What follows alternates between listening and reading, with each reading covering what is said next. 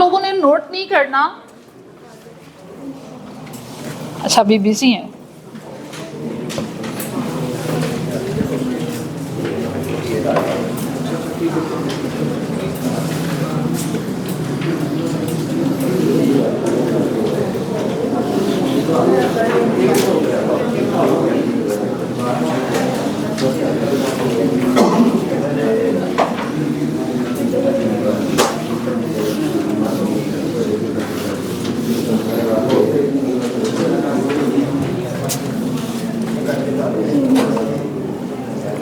हाँ जी, फ्री हो गए हो? चलो अब मेरी बात गौर से सुनिएगा। एक कॉम्प्रिहेंसिव एग्जाम्पल।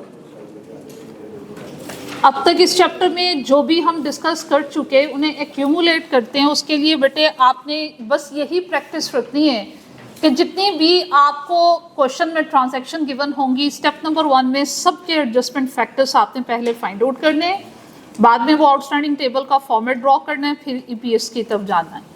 आइएगा आप अपनी एग्जाम्पल नंबर 23, पहली comprehensive example, page number 365।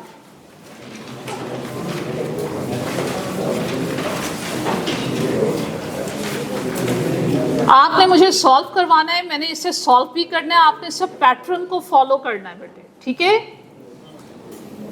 Requirement as usual वही है। कैलकुलेट कीजिए basic EPS for the year ended 31 December 2017। Current year आपका 2017 है, लेकिन उसने क्या किया उसके साथ, इंक्लूडिंग दी कंपैरेटिव। तो इसका मतलब हमें 2016 के लिए भी करना होगा और 2017 के लिए भी। जी, डैफोडिल लिमिटेड। अच्छा, प्रीवियस ईयर की जो हम adjusted new EPS find out करते हैं उसको एक नाम दिया था restated. Restated EPS find out करने के दो तरीके हैं। व्हाइट बोर्ड पे मैंने आपसे कहा था कि या तो लास्ट ईयर का ईपीएस सीधा सीधा उठाइए और रेशो के रेसिप्रोकल से मल्टीप्लाई कर दीजिए। एक तरीका ये है। ये शॉर्टकट वहां यूज किया जा सकता है जहां पे एक ही ट्रांजैक्शन गिवन हो और प्रीवियस ईयर का उसने ईपीएस आपको कैलकुलेट करके दिया हो। अदरवाइज दूसरी अप्रोच मैंने आपको व्हाइट बोर्ड पे लिखी थी कि आप दोबारा से प्रीवियस ईयर का ईपीएस कैलकुलेट कर लीजिए और उसमें वो एडजस्टमेंट फैक्टर डाल दीजिए शेयर्स का, चाहे वो बोनस का है, स्प्लिट का है, कंसोलिडेशन का है या फिर राइट का है। आपको मैं ये गाइड करूंगी कि बेटे जहां पे ऐसा कॉम्प्रिहेंसिव क्वेश्चन गिवन हो, ज्यादा ट्रांजैक्शंस हुई हो, तो शॉर्टकट की तरफ फिर आपने नहीं जाना है, आपने प्रीवियस ईयर का भी दोबारा से खुद कैलकुलेट करना है एडजस्टमेंट्स के बाद।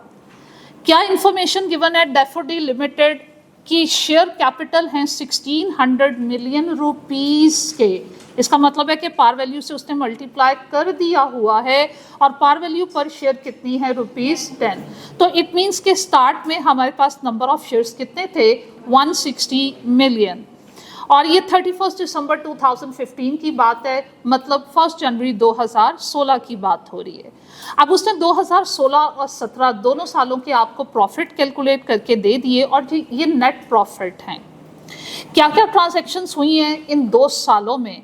कहते हैं आपने 2016 फर्स्ट में राइट इशू किए हैं 25% शेयर्स और किस प्राइस पे? 18 प्राइस पे इशू किए हैं। उसके बाद आगे बढ़ते हैं। अब bonus issue of 10% was made on 1st April 2017 as a final dividend for 2016। 2017 में बोनस शेयर इशू किए गए हैं 10% पे और फिर 2017 में जनाब 50 मिलियन के राइट इशू शेयर्स हुए हैं एट ₹15। फिर उसके बाद अब bonus issue of 15% was made on 1st September 2017 as a interim dividend. भाई 2016 में एक ही ट्रांजैक्शन हुई है राइट इशू की, 2017 में 3 ट्रांजैक्शंस हुई हैं, 2 बोनस इशू हुए हैं, एक बोनस इशू हुआ है प्रीवियस ईयर के फाइनल डिविडेंड के लिए, एक बोनस इशू हुआ है दिस ईयर के इंटरिम डिविडेंड के लिए, और इसके अलावा दिस ईयर राइट इशू भी हुआ है। अच्छा, इस क्वेश्चन में जहां राइट इश्यूज दिए हुए वहां पे एक छोटी सी इंफॉर्मेशन स्किप हो गई उनसे क्वेश्चन में, वो लिख लीजिए। जब 25% राइट शेयर्स इशू हुए हैं, और कितने में इशू हुए हैं? 18, उस वक्त करंट मार्केट प्राइस भी 18 ही थी, वो लिख लो। At that time market price 18 ही थी, और जब आपने राइट इशू किए हैं 2017 में 50 मिलियन शेयर्स, उस वक्त उन कितने में इशू किए हैं? 15 पे, और market price at that time 25 थी। ये थोड़ा सा उन्होंने क्वेश्चन में इग्नोर कर गए, ये इंफॉर्मेशन स्किप हो गई, लिख लिया। चलें जनाब, 25। अब जनाब मुझे क्या फाइंड आउट करने? Adjustment factor. छोड़ दीजिए अब कॉपी पेंसिल व्हाइट बोर्ड की तरफ अटेंशन, मैंने बहुत डिटेल में एक करना है और एक आपसे करवाना। Working number 1 for adjustment factor.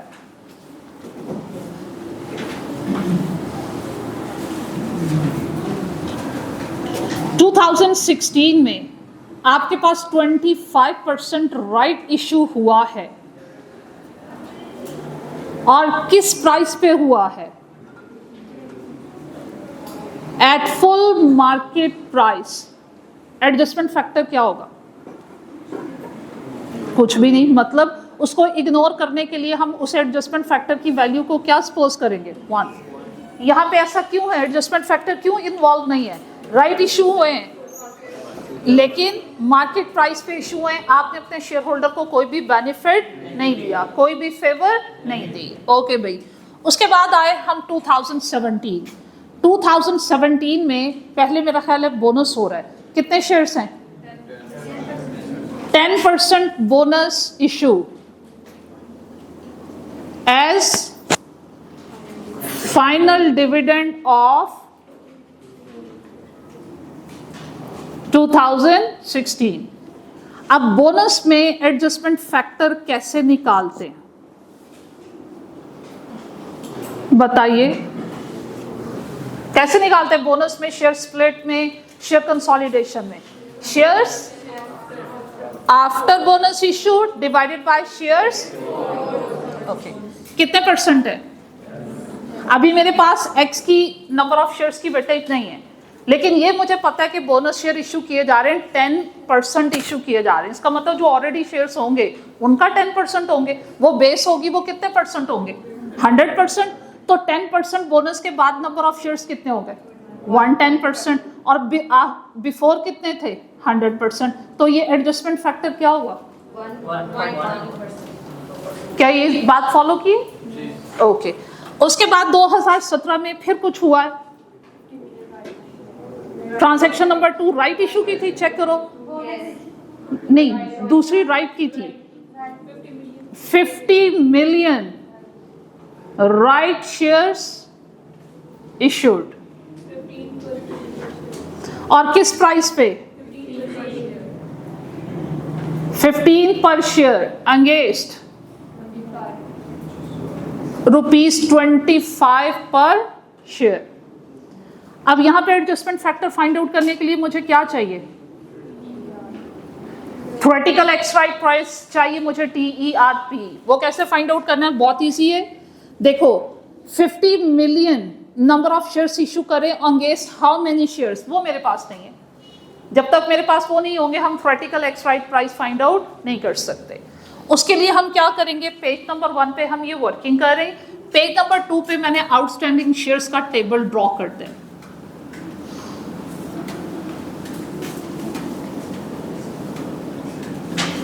Outstanding shares के टेबल की तरफ बढ़े। हाँ जी, सबसे पहले मुझे इंफॉर्मेशन क्या पुट डाउन करनी है? डेट, फिर उसके बाद लिखेंगे ट्रांजैक्शंस। ये बेसिकली ना सिर्फ डेट्स होती हैं बल्कि ये टाइम पीरियड लिखना चाहिए।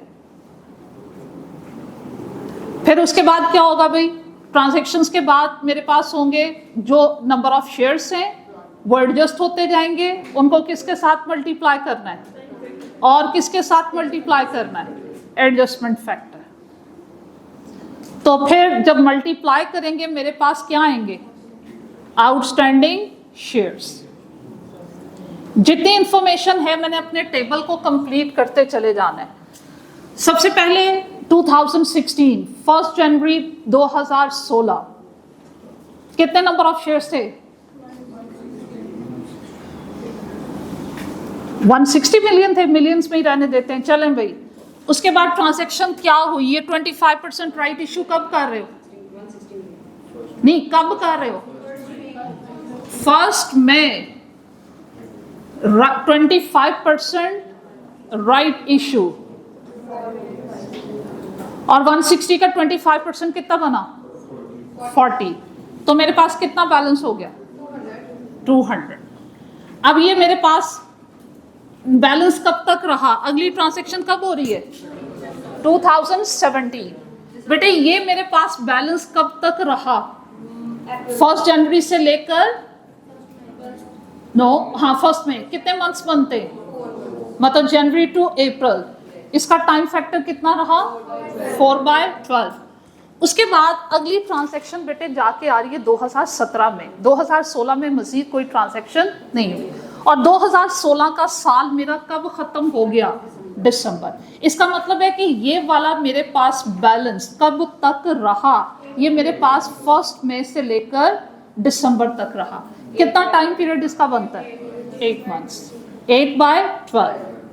ये 2016 मेरा कंप्लीट हुआ, और यहाँ लिख लें 2016, और उसके बाद जनाब मेरे पास ईयर स्टार्ट हो रहा है 2017। जो प्रीवियस ईयर का क्लोजिंग बैलेंस है वो मेरे पास नेक्स्ट ईयर का क्या बना? Opening balance. Balance brought down 200 million shares. अब आइए 2017 में आते हैं, तो वो पहली ट्रांजैक्शन मुझे क्या बता रहा है? बोनस की। और ये बोनस शेयर्स मैंने कब इशू किए? डेट बताओ। हाँ, 1 अप्रैल। इसका मतलब है ये ओपनिंग बैलेंस इस साल मेरे पास कब तक रहा? जनवरी से लेकर मार्च। कितने मंथ्स बनते? 3/12। बोनस में कितने परसेंट शेयर? 10%। कितने बनते हैं? 20। कितने हो गए? 220। ये मेरे पास बैलेंस आ गया। अब इसका मतलब, और ये बैलेंस जनाब उसके बाद नेक्स्ट ट्रांजैक्शन क्या हुई है? राइट इशू कब कर रहे हैं? और कितने मिलियन? 50 मिलियन। उसके बाद बैलेंस कितना हो गया? 270। हाँ जी, इसकी डेट बताइए। 1 जुलाई। अब मुझे बताओ ये जो बैलेंस में 220 मिलियन के शेयर्स हैं, ये मैंने कब तक रिटेन किए? 1 अप्रैल से लेकर 30 जून। कितने मंथ्स बन रहे? 3 मंथ्स। उसके बाद आगे बढ़िए, 1 जुलाई के बाद राइट इशू के बाद बोनस इशू की ट्रांजैक्शन कब हुई है? 1 सितंबर। और वो क्या था? बोनस। कितनी?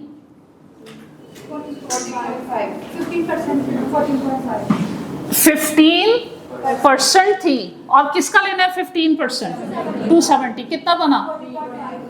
40.5। ओके, चले भाई इधर आइए। ये कितना बन गया? पहले ये टोटल बताओ। 310.5। क्या इसके बाद कोई और ट्रांजैक्शन हुई? नो। इसका मतलब है ये मेरे पास इस साल का क्या आ गया? Balance carry down. और ये कब का बैलेंस कैरी डाउन है भाई? दिसंबर तक। ये सितंबर से दिसंबर तक। ये वाला मेरा बैलेंस कब तक रहा? 1 जुलाई से लेकर 31 अगस्त तक। ये कितने मंथ्स बनते हैं? 2 मंथ्स। 2 मंथ्स जनाब मेरे पास ये रहा, और ये वाला बैलेंस 4 मंथ्स। अब हमने टाइम फैक्टर सही निकाला है, ये गलत निकाला है। हर साल के 12 मंथ्स कंप्लीट कर लीजिएगा। 2016 में देखो 12 मंथ्स कंप्लीट हो रहे हैं। यस। 2017 में क्या मेरे पास 12 मंथ्स कंप्लीट हो रहे हैं? 3 + 3 6, 4 + 2 6। ये मेरे पास 12 मंथ्स कंप्लीट हो गए। अब जनाब साइड बाय साइड वर्किंग क्यों करना पड़ी? यहाँ परसेंटेजेस में बात नहीं कर रहा था, हमें राइट इशू की वेटेज नहीं बता रहा था कितने शेयर्स के बदले में कितने शेयर्स दिए जा रहे हैं। तो जब तक मेरे पास वो रेशो नहीं होगी मैं theoretical x right price calculate नहीं कर सकती। तो देखो यहाँ से मुझे रेशो मिल गई। मैं 50 शेयर्स दे रही हूँ कितने के बदले में?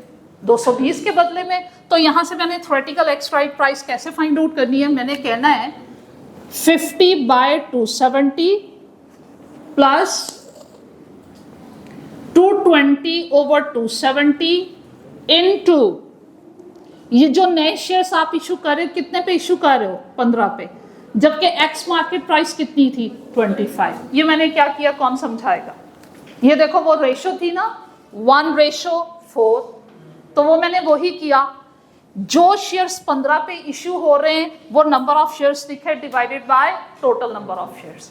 इसी तरह बेटे मैंने यहाँ ये किया कि राइट इश्यू से पहले मेरे पास नंबर ऑफ शेयर्स कितने थे, 220, टोटल से डिवाइड किया, और वो जो राइट शेयर थे, राइट इश्यू से पहले जो शेयर्स थे उनकी मार्केट प्राइस कितनी थी, 25। हाँ जी, देखिए थ्योरेटिकल एक्स राइट प्राइस कितनी आती।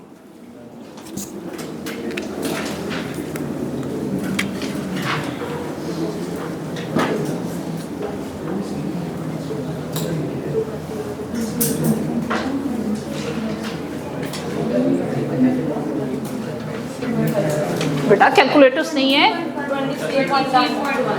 23.14, 5 कर लें। चलो जी, बॉय साइड पे जरा एक्टिव हो, जागे। एडजस्टमेंट फैक्टर मुझे बताओ अभी सीखा राइट इशू के केस में कैसे फाइंड आउट करते हैं। कम प्राइस ओवर एक्स प्राइस, कम प्राइस कितनी थी, 25, और आपके पास ये कितनी है, 23.15। एडजस्टमेंट फैक्टर बताएं, 1.08 कर लें।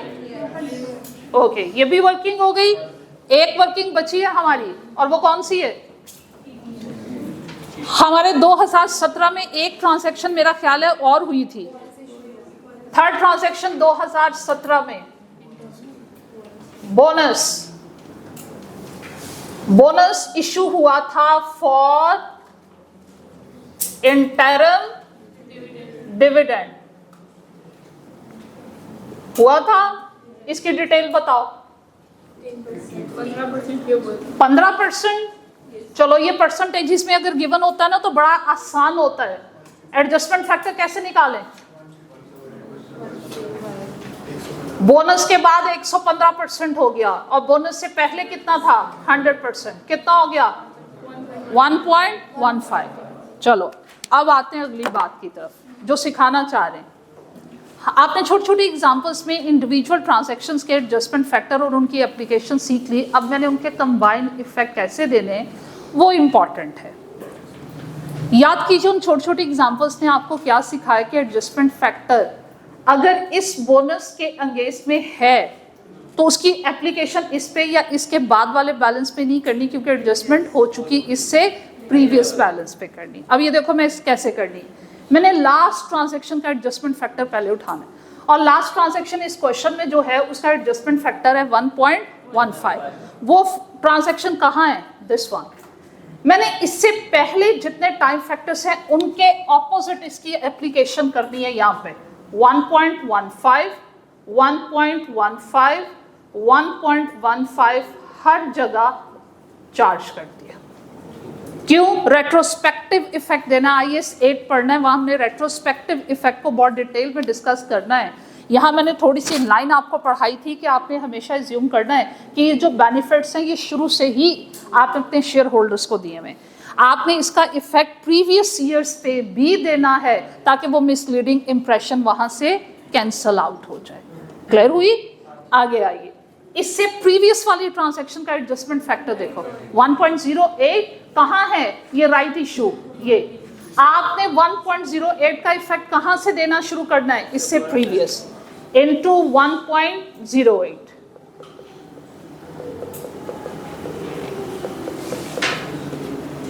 क्लियर हुआ? फिर आइए इसका एडजस्टमेंट फैक्टर 1.1 कहाँ है, ये भाई 1.1 वो जो शेयर्स हैं ये वाले बोनस के अंगेंस्ट में, ये देखो 10% बोनस, ये तो इसका इफेक्ट मैंने कहां से देना शुरू करना है, यहां से, इनटू 1.1। और जो पहली वाली ट्रांजैक्शन है उसका एडजस्टमेंट फैक्टर क्या है, 1, तो उसको लिखो तब भी ठीक है, उसको स्किप कर दो जब भी ठीक है। तो लीजिए जनाब, अब हम क्या करेंगे, बताइएगा बेटे। 160 मिलियन का इंटू 4/12 इंटू 1.15 इंटू 1.08 इंटू 1.1 कितना बनता है?